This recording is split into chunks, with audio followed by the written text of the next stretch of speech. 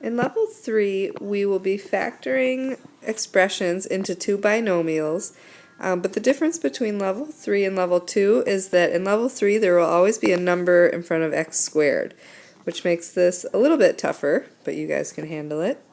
And the steps we're going to take is first, we always want to check and see if we can factor out a greatest common factor. So we're thinking back to level 1.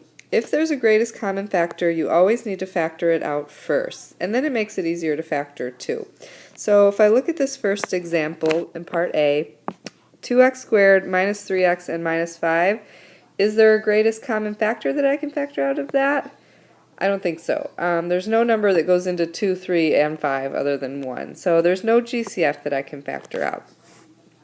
So my next step is to do two sets of parentheses.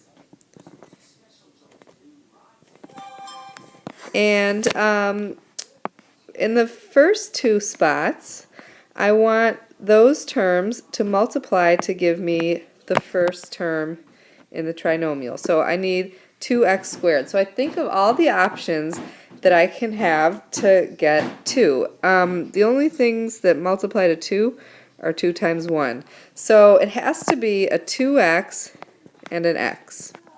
It doesn't matter where you put each one. And then I look at my last number and I think of all the things that multiply to give me that number. It's negative 5.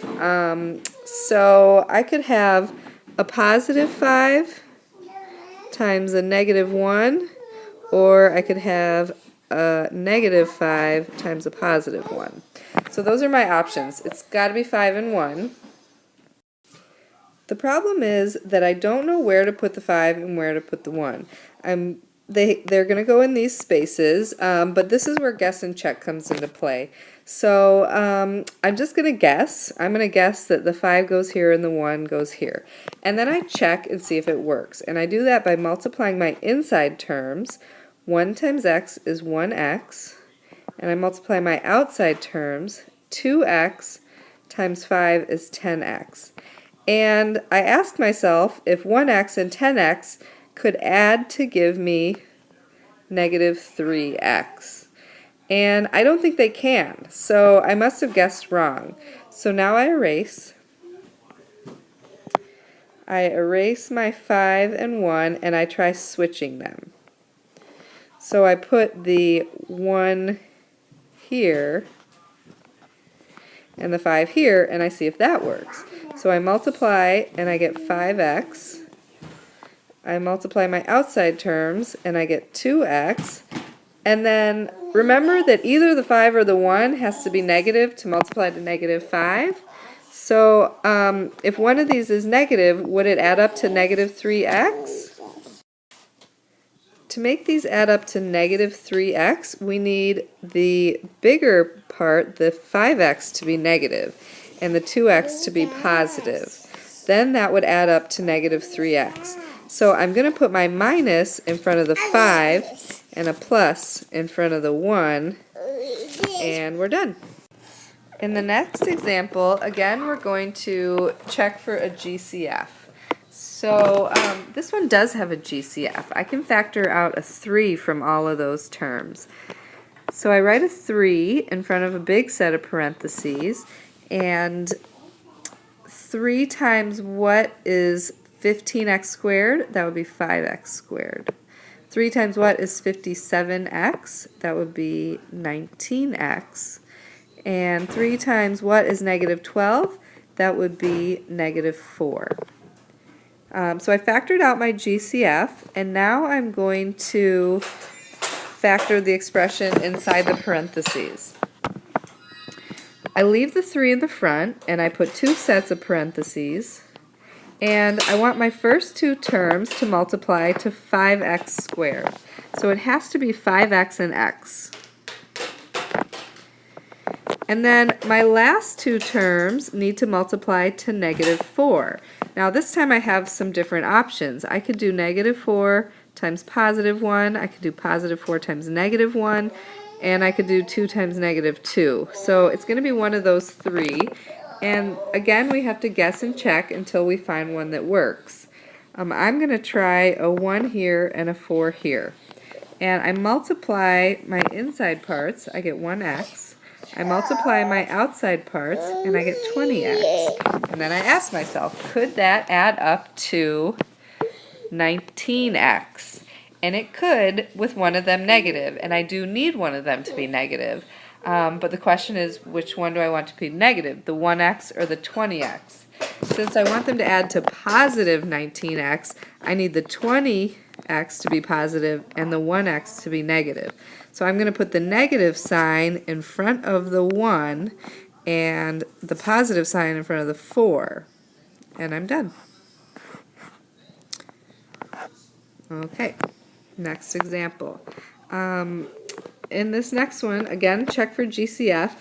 I don't think there's a greatest common factor for 4 and 81. Whenever you have two terms that are both perfect squares, this is always going to factor into a difference of squares. And 4 and 81 are both perfect squares. So just like in level 1, this is going to factor into two sets of parentheses where the binomials are exactly the same, except one has a plus and one has a minus. And they need to be the same thing, so I think of a number times itself that would give me 4x squared. I'm basically taking the square root of that. The square root of 4 is 2, so it's going to be 2x and 2x. And then, again, square root of this number is 9, because 9 times 9 is 81. So we're going to have a plus 9 and a minus 9. So the binomials are the same, but one has a plus in the middle and one has a minus in the middle. And the reason this works is my inside terms multiply to 18x, my outside terms multiply to negative 18x, and when those are added together, they cancel out and make 0x, which is why there's no middle term in the expression up there. So there's your difference of squares. Okay, and the last example, again, check for a GCF.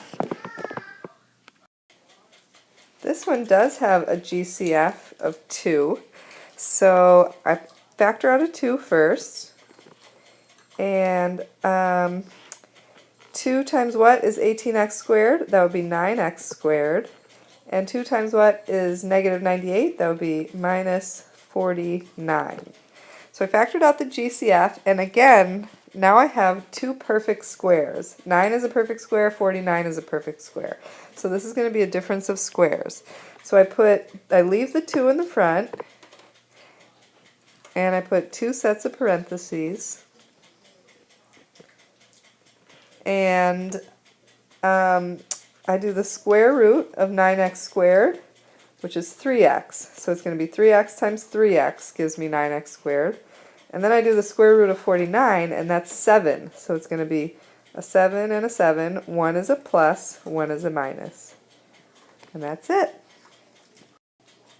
Sorry about the whiny, sick baby in the background. I hope that this stuff made sense. And if you guys have any trouble, please email me. And be good for the sub. I'll see you tomorrow.